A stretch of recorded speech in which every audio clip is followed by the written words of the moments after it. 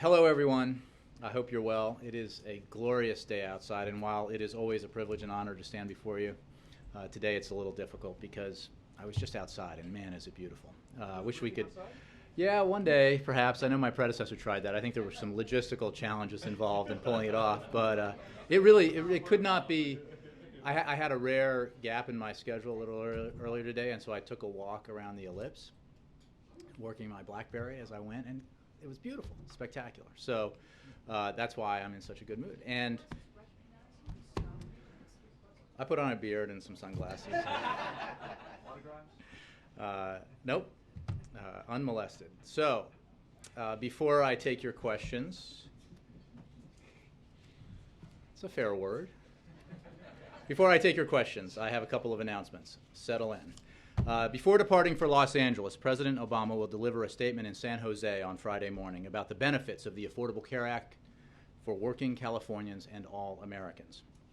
He'll highlight the promising news that, despite dire predictions, early data on insurance competition and premiums in the state show that ACA, the Affordable Care Act, is creating quality, affordable choices for Californians who plan to buy insurance this fall. California is the largest state with the biggest insurance market in the country. And with nearly 6 million uninsured, the state is also a critical part of the effort to sign up Americans for insurance. More details on his statement will be released as they become available. Second announcement. As part of the Obama administration's all-of-the-above energy strategy to continue to expand domestic energy production, earlier today, Secretary of the Interior, Sally Jewell, announced that the administration will hold the first ever competitive lease sale for renewable energy on the U.S. Outer Continental Shelf. The auction, scheduled to take place on July 31st, will offer 164,750 acres offshore off of Rhode Island and Massachusetts for commercial wind energy leasing. The announcement comes on the heels of the Interior Department's approval yesterday of 3 major renewable energy projects in Nevada and Arizona, which, when built, are expected to deliver up to 520 megawatts to the electricity grid, enough to power nearly 200,000 homes. Since 2009, Interior has approved 25 utility-scale solar facilities, 9 wind farms, and 11 geothermal plants with associated transmission corridors and infrastructure to connect to established power grids. When built, these projects could provide more than 12,500 megawatts of power, or enough electricity to power more than 4.4 million homes, and support an estimated 17,000 construction and operation jobs. All of these efforts support the President's commitment to expanding American-made energy, including increasing renewable energy production, which doubled in the President's first term. In April, the Department announced that it will hold a 21 million acre offshore oil and gas lease sale in the Gulf of Mexico, which builds on the 39 million acre sale held in March and a 20 million acre sale held last November. Domestic oil and gas production has grown each year that President Obama has been in office, with domestic oil production currently higher than at any time in two decades. Again, domestic oil production is currently higher than at any time in 2 decades. Natural gas production is at its highest level ever, and renewable electricity generation from wind, solar, and geothermal sources have doubled. Combined with recent declines in oil consumption, foreign oil imports now account for less than 40% of the oil consumed in America, the lowest level since 1988. That's announcements 2. Actually, the third one isn't really an announcement, but I hope some of you were up early enough to get our press release that we sent out where the President announced that he is taking 5 executive actions and making 7 legislative proposals to address the problem caused by certain patent-holding firms who abuse the patent system, clog it with litigation, disrupt innovation and competition. Some people, their detractors, call those firms patent trolls, and so do we, which is why we believe that innovation and not litigation is the way to go when it comes to patent trolls. Yeah, it does a little bit. But remember those pencils with the troll hair? With that, I'll take your questions. Darling. Thank you. You should go for a walk more often. I'll tell you, there are days when I come in the morning and I leave in the evening and I realize that I never left the West Wing, and We all need to walk more. There was that great article in the New Yorker about treadmill desks. Did anybody see that? They seem a little risky, right? You could, but I was thinking, right. Walking's a good thing. Sorry, Darlene, go ahead. Thank you. Is there any reaction to the reports out of Paris with the French foreign minister saying that tests confirmed that sarin gas was used in Syria multiple times? What I can tell you about that is that we have worked very closely with the French, as well as other allies, as well as the Syrian opposition, to build on the information that we had developed about the likely use of chemical weapons in Syria. And we continue to work with the French and the British and others and the Syrian opposition to do that. I would note that the French report that you're citing says that more work needs to be done to establish who is responsible for the use and the amount that was used and more details about the circumstances around it. And that is, of course, what we said when we made that letter available that was sent to members of the Senate discussing the information that we had and that we need to build on as we investigate the likely chemical weapons use in Syria. As the President made clear, we need to expand the evidence we have. We need to make it reviewable. We need to have it corroborated before we make any decisions based on the clear violation that use of chemical weapons would represent by the Syrian regime. So we will continue in that effort. There was a UN report today along the same lines.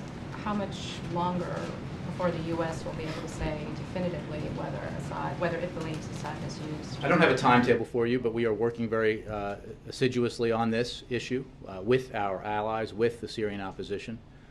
We obviously have been pressing for the United Nations investigation team to be allowed into Syria to pursue that investigation into the possible use of chemical weapons. President Assad has, having called for that investigation, has consistently blocked the investigation and not allowed investigators in, but we continue to press for that. But we are not relying on the United Nations alone.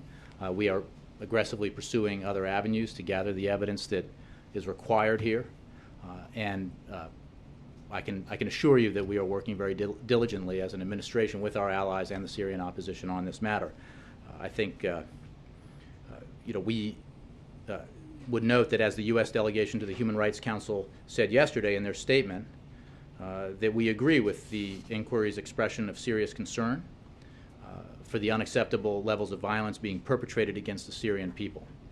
And I would note that we are deeply concerned by the continued fighting in Qusair and condemn the indiscriminate killing of civilians by Assad's forces and his proxies, including Hezbollah fighters.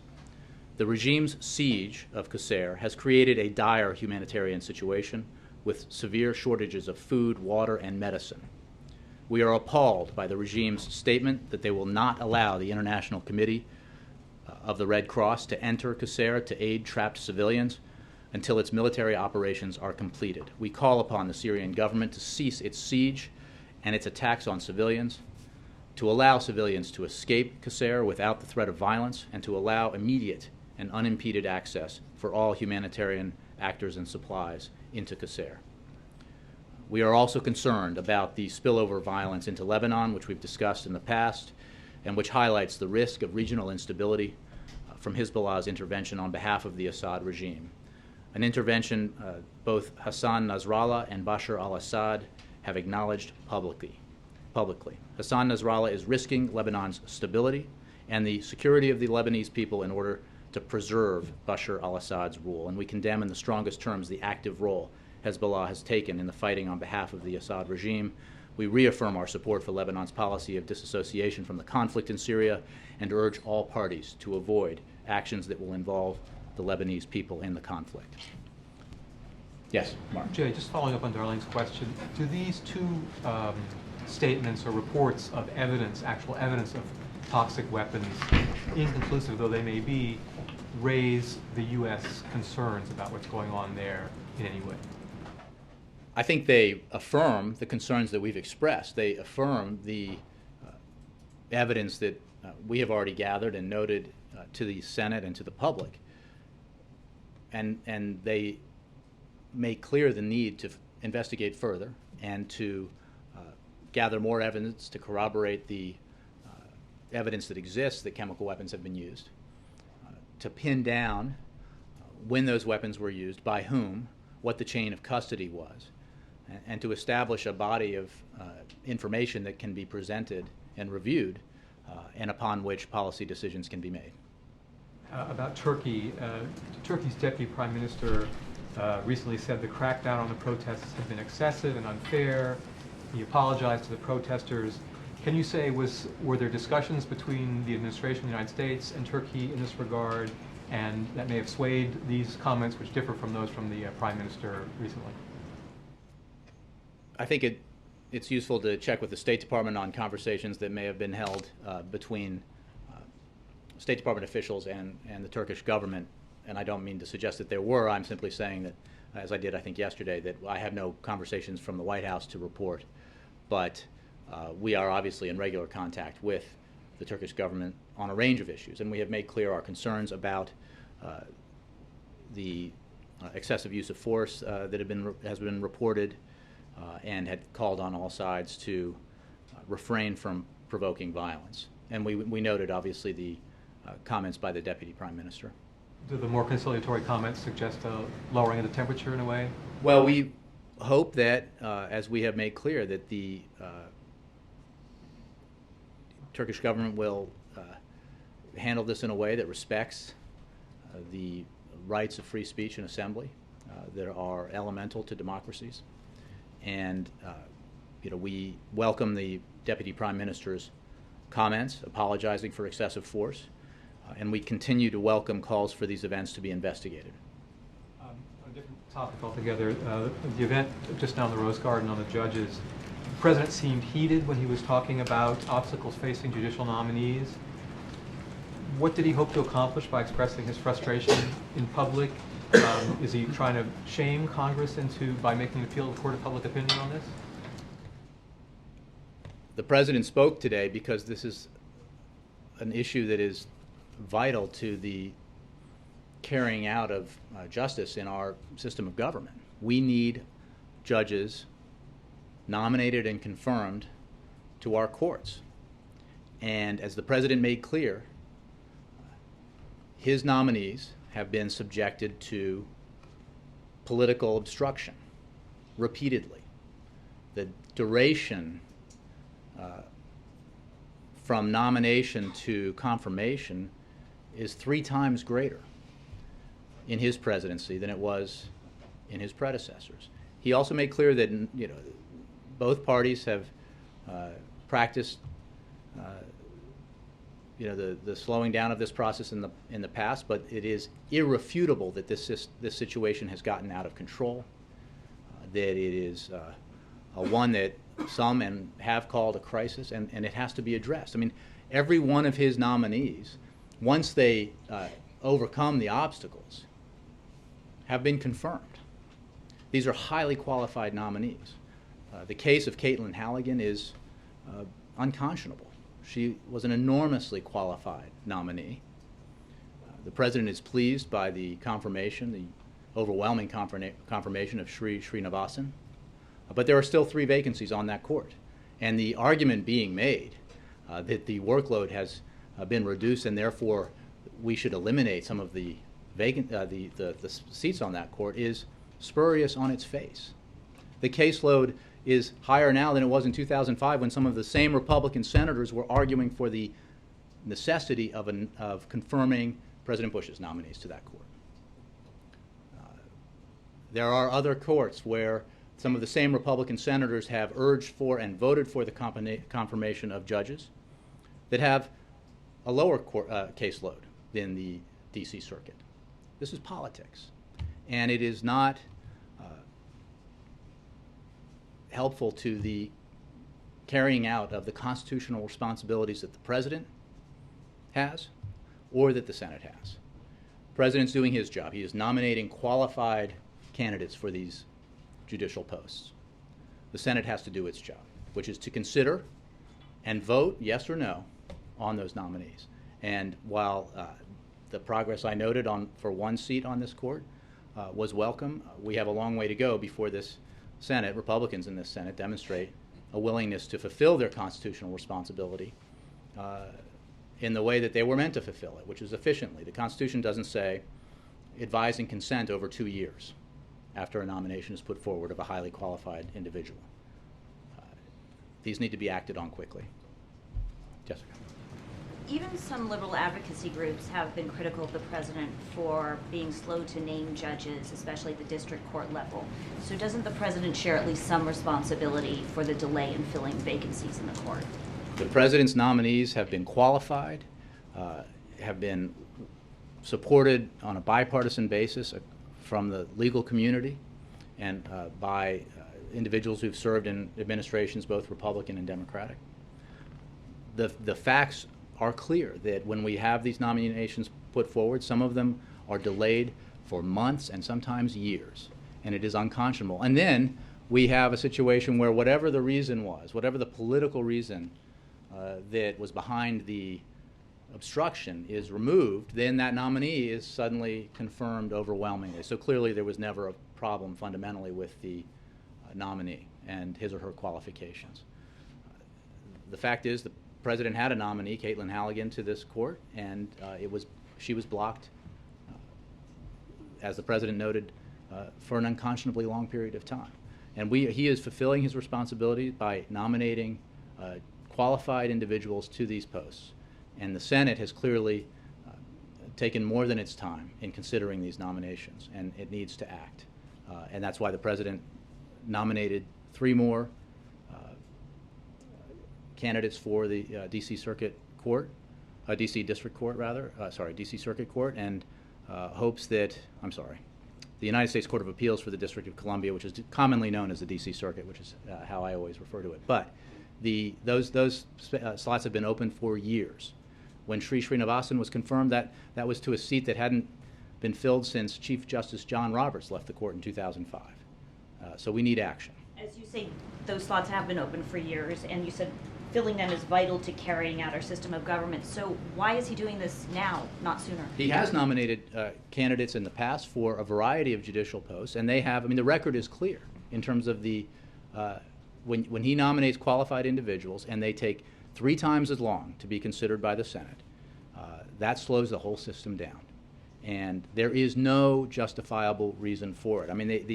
There's the rather remarkable statements by some senators about wanting to basically court pack in reverse by what was essential that these posts be filled, that these seats be filled under a Republican president because of the workload. Now the workload is actually the same, or in many cases greater than it was then. Suddenly we can eliminate those seats because there's a Democratic president nominating highly qualified candidates, and it's nakedly political. So we need to get about the business of considering these nominees. If senators oppose them for substantive reasons, they should vote against them. That's how the process is supposed to work. John. Jay, of course the president said that use of chemical weapons in Syria is a red line, a game changer. Now with more evidence that chemical weapons were used in Syria, what is the president going to do about it? Well, as you heard the president say, John, he wants to be sure that we have collected not just the evidence that we had when we talked about this earlier and that was discussed in the letter to the senators. We need more, and we need to build on it. We need to establish chain of custody. We need to establish the incidents themselves of the use of chemical weapons, and we need to be able to have the kind of evidence that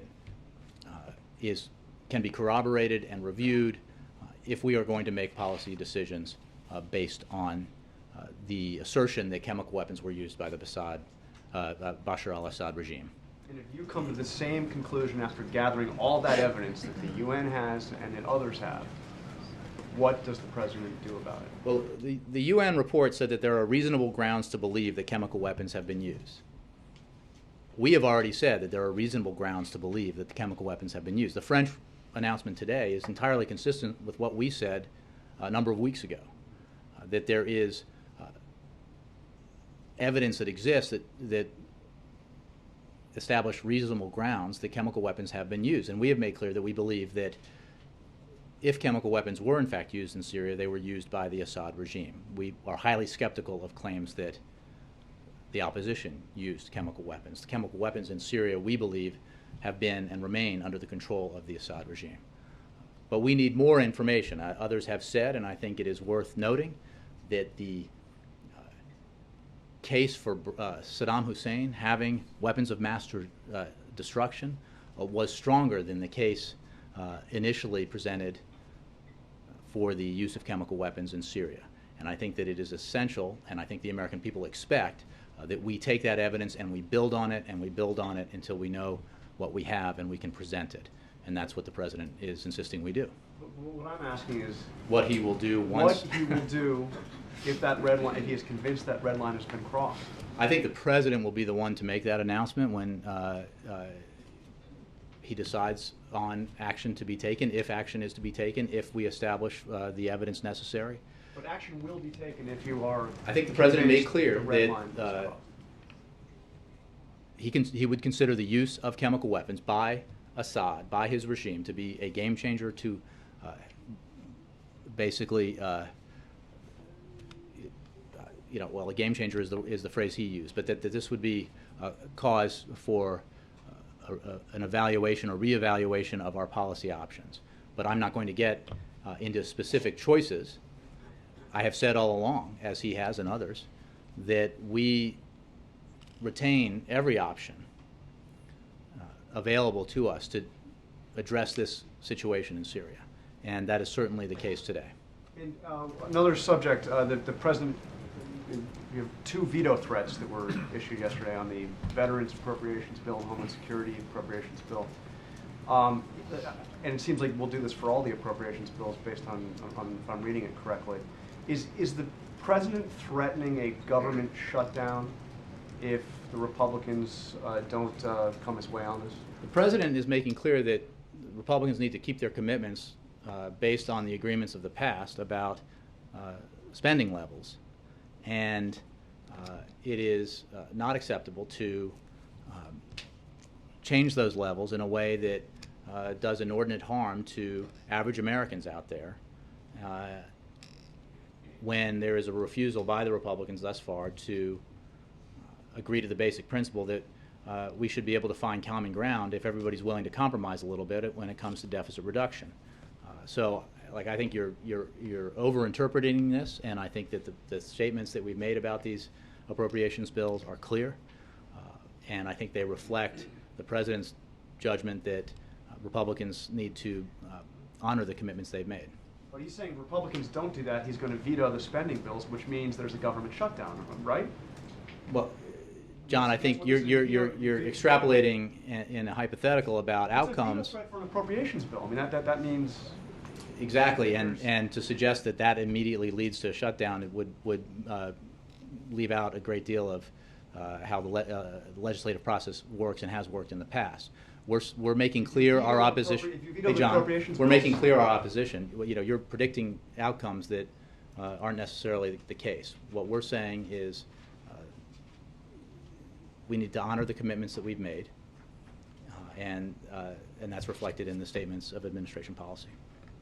In other words, statements of administration policy are for now. The President That's is not not what I'm interested in... You're asking, John was asking me to predict the future of the outcomes of how Republicans in Congress will react to... I asked if he was threatening a government shutdown. And the answer is no. Obviously, he's not threatening a government shutdown. He's making very clear, the statement of administration policy and the views of his advisors is clearly stated, but it is not a broad statement about outcomes here. It's a statement about how we should responsibly fund our government in ways that keep the commitments that Congress has made in the past to the American people. Let me ask you about the Associated Press story today that described what it called a variety of senior administration officials possessing secret email addresses. And I'd like to ask you a couple of questions about those. One, what is the standard of transparency this administration is going to use in FOIA requests about these things or in disclosing these going forward? And is it, or has it been the policy of this administration, whenever there's a congressional inquiry about email traffic on a given subject, that both the established email address and the secondary or secret one is always given over to Congress? Let's be clear. This is a practice consistent with prior administrations of both parties, and, as the story itself made clear, any FOIA request or congressional inquiry includes a search in all of the email accounts used by any political appointee. So the answer is all of this information is provided. Having alternate email addresses for cabinet secretaries and other high-profile officials makes eminent sense, much as it does for columnists, for example, of major publications who provide email addresses for their readers but have alternate work email addresses so that if they are inundated in one account with either public emails or spam or the like, that they can continue to use their other account for normal work. And that is the case with officials of this administration, officials of the previous administrations who have had email addresses. And the fundamental question here in terms of FOIA requests and congressional inquiries is that all these email addresses are included. Well, you mentioning previous administrations, the use of these alternate email addresses for political purposes did become a bedeviling. No, you're talking about private email accounts. I am talking about work email accounts, and that's what this article was talking about. So let's not confuse this. It is obviously counsel very clearly that we do not use and should not use private email accounts for work. But this is an issue about alternate work email accounts, all of which are part of and are included in searches for FOIA requests and congressional inquiries. There's nothing secret about this. There's nothing secret. It's about having a public email address as well as a one for internal, workings. But they're all available for when FOIA requests are made and congressional inquiries are conducted. You mentioned the president's going to give remarks in California about the ACA. I'm curious if you're aware of a legislative effort in South Carolina to empower the Attorney General there to sue any business, including health insurers, if they in fact implement any of the president's health care law in that state, in that jurisdiction. I'm not aware of that, no. Do you have any general reaction to any state level legislation of this kind, which would operate outside of the litigious challenges to the law? I would hesitate to offer an opinion based on that, except to say that we are very much about the business of implementing the Affordable Care Act, which has already provided benefits to millions of Americans, whether it's the allowance to young Americans up to age 26 to remain on their parents' health insurance, or preventive free screenings for millions of Americans, assistance to seniors to pay their prescription bills. These are benefits that are already enjoyed because of the Affordable Care Act, and as we implement the bill further, millions more Americans will have access to insurance that they did not have before, and we're very much focused on that, and progress on that continues. One last thing on the D.C. Circuit. In the context of Senate consideration of Sri Srinivasan's pending nomination, Majority Leader Harry Reid said there is a crisis on the D.C. Circuit, mentioning several opinions from that court that he disagreed with. I would imagine the administration also disagrees with. Does the president believe, and was one of the reasons for putting these three nominees up today, to address a crisis in not just the court itself, but its recent rulings that have either been disruptive to or displeasing to this administration? The president believes that this court, which is commonly referred to as the second highest court in the land, should be fully staffed. And that is a view consistent with the views of the very same senators who are suggesting we eliminate seats on this court, to the views they held a few years ago when they were promoting the nominations of President Bush to this very court, at a time when the workload was not dissimilar at all. No problem with the ruling. I think that every president is accorded by the Constitution the duty and responsibility to nominate judges, and he or she is obligated to nominate qualified individuals. This president is fulfilling that duty. The Senate needs to fulfill its duty in advising and consenting to these nominations, voting yes or no, but doing so in a responsible way and in a reasonable time frame. Jay, on the email story, since this is, you suggest, a routine practice throughout the administration, are there White House officials who have multiple email accounts as well then? As you know, Ed, the White House, like Congress, which I'm sure will be part of any story you do on this, is not subject to FOIA. But the point is, well, I'm not going to get into people's individual email addresses, but I will simply say that it is, let me tell you a story. When Robert Gibbs came out here like a week before I started, and he mentioned my email address, I changed it so that I wouldn't be inundated with, and gave it all to all of you, but I wouldn't be inundated with tons of emails and spam and the like. So if that's it's actually my only email address, but it is not in the format that's traditional for the accounts here. So, but that's a very reasonable thing to do. And all I'm suggesting is that the issue here is, are these accounts, these work accounts, secret? And the answer is no, because they are subject to FOIA requests and they are subject to congressional inquiry, just like their public addresses. And so when the Associated Press says, because you make it sound very simple and that this is routine, the Associated Press says they sent a FOIA 3 months ago asking for a list of these various accounts in different departments and agencies, and they got no response. If this was kind of a routine thing, why was I would refer you to the agencies for specific FOIA requests. What I can say is that this administration has made significant strides in improving FOIA practices compared with all of our predecessors.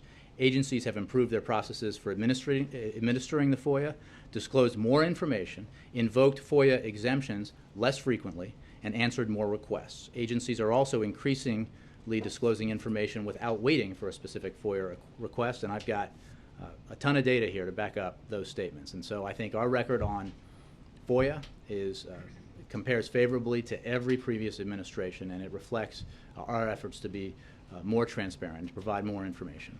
Last question on Syria, to follow up on what was asked before. I understand the reason that it's been cited many times about getting it right in terms of actually having the evidence that chemical weapons were used. But now when you have allies like France coming forward and saying they believe it was used, as more time passes, is there not a lessening behind the power of the president's words, drawing a red line last summer? If action does not back up those words, does that not send a signal around the world that he has not followed up? The president believes it's highly important to get this right, and that the American people would expect the president and Congress and military leadership and intelligence leadership to get this right. And that is what he has instructed his team to do as they work with our allies and the Syrian opposition. This is a very serious matter, and it should be dealt with in a deliberate and serious manner. Just following up on the conversation that happened at the Rose Garden earlier today, the president spent about as much time criticizing Republicans as he did lauding his own nominees that he was bringing forward today, acknowledging the past precedent that he acknowledged today, that this has happened by Democrats and Republicans alike. How does the president hope that that helps move this conversation forward and doesn't just continue the same practices of the past? How does it help get more time? Because not criticizing them has worked so effectively, where they are now blocking nominees or obstructing nominees at a pace 3 times greater than under the previous administration? I think that is a rhetorical question that answers itself. And the point of the event was to both announce these nominations, but specifically to take issue with the really absurd statements of opposition to filling these seats that we've seen from some Republicans.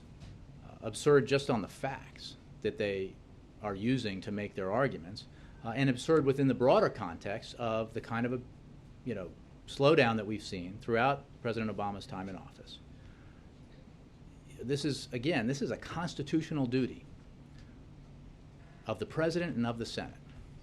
Basic stuff here. Presidents nominate individuals to the bench. They are obligated to nominate qualified individuals. The nominees the President has put forward have been universally judged as highly qualified by the American Bar Association, by predecessors of Republican and Democratic administrations, by the experts in the legal field, across the board. And yet we have faced this obstructionism, and it is a problem, and it is a problem that needs to be fixed, and it is an opportunity for the Senate to demonstrate, Republicans in the Senate, to demonstrate that we can, even as we disagree on some matters, get about the business of fulfilling fundamental responsibilities, constitutional responsibilities. I could cite you statements by Senator Grassley and others that directly contradict what they're saying today. Statements that were made when President Bush was in office about this specific court, about the caseload of this specific court. So I think it makes clear that this is about politics, and it's the kind of thing that frustrates the American people about the way Washington works. At the very least, we ought to be able to get this done, because again and again, when the hurdle is cleared and the obstacle is removed that has held up an individual nominee, that nominee is confirmed, which suggests that that nominee is qualified, and usually that nominee is confirmed overwhelmingly. So it certainly makes clear that that nominee, if he or she was qualified a year after being nominated, he or she was qualified 3 months after being nominated, or 6 months after being nominated. The president's friend, as evidenced by the game of touchdown fever last week on the Jersey Shore, Governor Chris Christie, is in the unique position of having to fill a Senate seat, being now vacated by the loss of Senator Lautenberg. I'm curious what the White House's position on this is in terms of what it thinks Governor Christie should do in terms of nominating a Democrat to follow a Democrat, or whether it could be a Republican. That is a right reserved to the governor, and obviously the governor will exercise that right, and we have no opinion on it. We look forward to working with whomever Governor Christie puts in that position. No opinion and no preference. Well, certainly not an opinion or preference to express publicly. This is something that any Jersey residents here want to put themselves forward? No, this is obviously something that is a right reserved to the governor, and one that I'm sure he will exercise, and we will work with whomever he appoints. Phil. Jay, on the D.C. Circuit Court nominees today, what was the motive behind nominating all three of them at once? That seems like an unusual move. What's the strategy there? What does he hope, the president hope the Senate does? Does he expect the Senate to take up all three of the nominees together and vote on them around the same time, or would he be satisfied if they were staggered? Well, procedure in the Senate, strategy in the Senate, we generally leave to Senator Reid and the committee chairman. So I would ask you to raise that with them. The president nominated these three individuals because, having successfully seen the confirmation of one enormously qualified nominee, which was very welcome, and having three nominees ready to be nominated for the three still unfilled seats to that court, the president decided that we would nominate them all together. And I think that if you look at the qualifications and backgrounds of the individuals he nominated today, I think you see in these three nominees a reflection of the high standards that the president has placed on all of his nominees and on the nomination process. These are enormously qualified individuals in both legal scholarship, on the bench, and in practicing law at both defense and prosecution. So, private and public. They should be confirmed. They are qualified and have support from Republicans and Democrats. So the president hopes that, as he made clear today, that we can move beyond the sort of politics of this process and get about the business of seating highly qualified judges on this court. Justin. Jay, over a year ago, when it was learned the president would not sign an executive order prohibiting federal contractors from LGBT workplace discrimination, advocates were told that the White House would instead commission a study of LGBT workplace discrimination, possibly led by the Council of Economic Advisors. I wondering if you could give us any status or update on that study. I don't have any updated status on that for you. I can tell you that the president has long supported, as you know, an Inclusive Employment Non-Discrimination Act, known as ENDA, and his administration will continue to work to build support for it. And we welcomed Chairman Harkin's announcement that he will hold a vote on ENDA this year, and that remains our position. Are there any details about the study, who's leading it, when it might be released, or anything? I just don't have any details for you. And one last follow-up. You know, on this issue, people are becoming a little disheartened with the White House. What do you say to those who look at this answer from you today and are discouraged, or say, if you want an issue to go away in Washington, you commission a study? What's your Look, I think response that to the president's record on support for LGBT rights is significant and well known.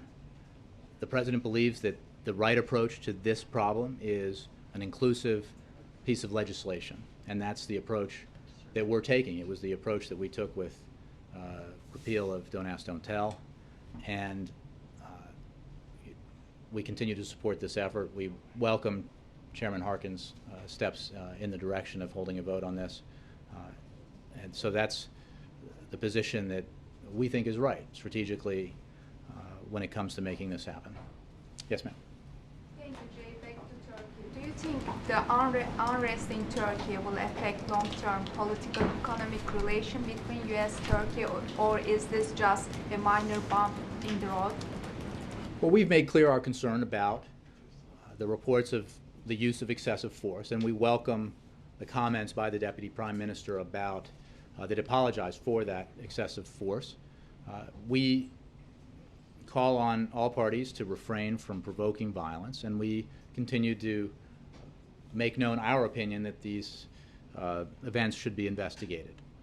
We have a very important relationship with Turkey. Turkey is a NATO ally. We are working with Turkey on a range of regional issues that are obviously of great importance to U.S. national security and to regional security, and we will continue to do that. Cheryl. Thanks, Jay. You addressed this a little bit yesterday, but the IRS report came out this morning on wasteful spending. Have you seen it now, and do you have any other comments on it? I have not seen it. I would refer to the comments made by the new acting commissioner of the IRS, making clear that the conference in question is an unfortunate vestige from a prior era, that the actions that have been taken to rein in this kind of activity have resulted in a drop in travel and training expenses of more than 80% since 2010. And I cited yesterday, and won't take time doing it again today, the actions the administration has taken overall to deal with this, in keeping with the president's strict mandate that we all have to be careful stewards of the taxpayer dollar, and he does not have tolerance for waste of taxpayer money, and I think that was evidence in his response to the GSA report and in response to this. All the way in the back, yeah. Senator Rubio said today that the immigration reforms lack 60 votes in the Senate. My question is, has the president been working lightly on the phone, twisting arms with Capitol Hill about it? The president has been working very hard on this matter. He has had numerous conversations with lawmakers of both parties. We remain encouraged by the progress being made in the Senate. We believe that the bill that emerged from committee is in keeping with the principles the president outlined 2 years ago now when it comes to comprehensive immigration reform. But there is much work that needs to be done. I'm not counting votes right now. I would refer you to Senate leaders for that. But we look forward to the bill moving to the floor, to a healthy debate, and to passage of comprehensive immigration reform in the Senate with bipartisan support that reflects the principles the president has long espoused. It will not be everything that the president would want. It will not be written exactly the way he would write it. But I think that would be true of every strong supporter of comprehensive immigration reform, whether that supporter is a member of the Gang of Eight or someone who's not even in the Congress. It won't be exactly what everyone wants. It can't be, because it will have, hopefully, broad bipartisan support. But it will be, we hope, in keeping with the president's principles. I think I promised, sorry, yes. Jay, I want to press you on Syria again. So if this UN report is implicating the rebels in using chemical weapons, and you seem to be vague about how you're going to deal with the Syrian government, how are you going to hold the rebels accountable if they use chemical weapons? And on Turkey? Wait, the UN report doesn't say that. The UN report says that there are reasonable grounds to believe that chemical weapons have been used. That implicating the rebels as well, it's not just the government. Well, that was a statement from a number of weeks ago. I don't think that's reflected in today's report. Then how are you going to hold them We do not responsible? believe it is, we are very skeptical of the suggestion that chemical weapons that we believe have been in the control of the Assad regime were used by the opposition. Obviously, we are gathering facts. We are gathering evidence rather than making assumptions. But it is fair to say that we are skeptical of suggestions that the opposition has used chemical weapons.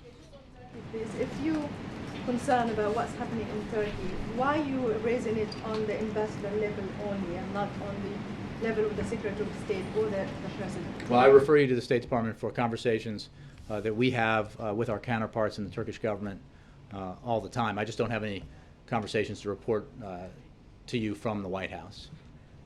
April?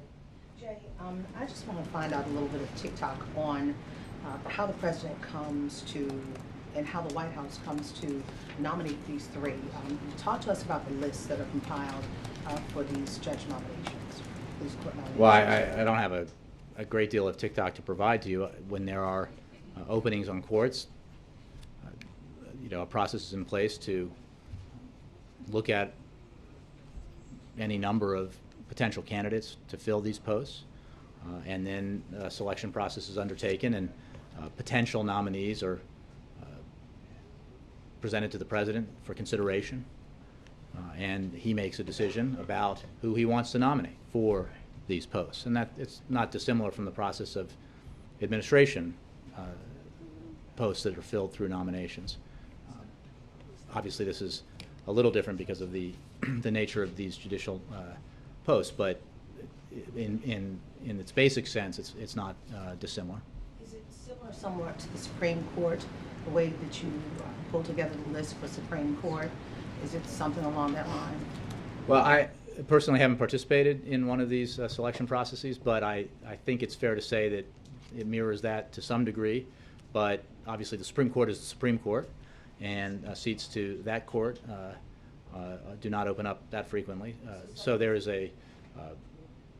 probably a more intense level of consideration in that process. But for this court, I mean, let's be clear, this is a court that is commonly viewed as and considered the second highest court in the land. This is an extraordinarily important court that decides cases that affect every American, and that's why it's important to have it fully staffed with highly qualified judges. So since this court is so important, were these names already on the list, or was there a list already? I don't have a lot Because of... for the Supreme Court, we know when you walked in the door, there was a list. There was a standing list already of some names. Well, that's what people assume in the...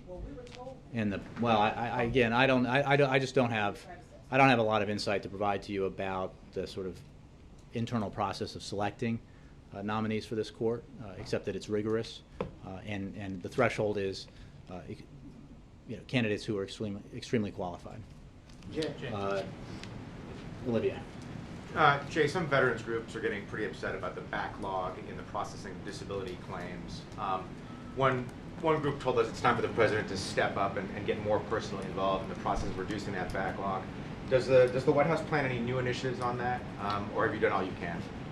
No, we believe very strongly that this is something that requires commitment and dedication every day. The President is deadly serious about the need to deal with this problem. He's made clear that he expects results. Too many veterans are waiting far too long to receive the benefits that they have earned and deserve, and it's unacceptable. He's directed, the President has, Secretary Shinseki, to fix the problem and to eliminate the backlog by 2015. And he is clear that he expects results. As you know, and as Dennis McDonough, the Chief of Staff, said in April, this is a national priority. At least that's how it's considered in this White House, and that's been made clear administration-wide. And it's something that is the efforts to address and deal with the backlog are monitored regularly here at the White House because this is a very high priority. One more. Laura. Oh, and then sorry, my Time magazine. I'm going to try to go back to Syria. It's 8 o'clock at this moment in Paris, and the French Foreign Minister Laurent Fabius is on an evening news, and he's suggesting that for the French, the red line has been crossed. Do you support the French position? Well, Laura, I've answered this question in several different ways. The report I read is that the French believe that there are grounds to suggest that chemical weapons have been used, but that more evidence needs to be gathered, which is exactly the position that this administration holds. And we work very closely with the French and the British and others, as well as, importantly, the Syrian opposition in gathering evidence and corroborating evidence and reviewing it and making sure that we have hard facts. And our partnership with the French on this is very close. So we will continue to work with the French, the British, the opposition, and others as we gather the evidence that we believe we need to gather as we consider our options policy-wise in Syria. But officially the French are saying that they have evidence tonight. Again, I would point you to reports and the fact that they said that more evidence needs to be gathered about who used the weapons, where they were specifically used, and that's the position that we enunciated a number of weeks ago. Zeke, last question. Troll executive actions. Is that troll? Really? Hold it up again. It's good. You didn't see it, April? Well, innovation. Is that a White House graphic? Innovation. Yeah, we had somebody draw it. No, it's innovation, not litigation. fair use? I didn't. So I wanted one of those troll pencils to bring out, but they don't have them at CVS. Jay, is this related to the President's Silicon Valley fundraiser on Thursday night? Is this No. The President addressed this, as you know, earlier this year. This is a big problem, and it stifles innovation, and it is something that we need to deal with because there are these firms out there that exist primarily to get licensing fees and other, by gumming up the process through litigation. And it does great harm. It costs, I think, $29 billion in direct costs, and that's a problem. We are blessed in this country because of our system and our economy and the quality of our universities and the quality of the people who work in fields of innovation that we are constantly on the cutting edge.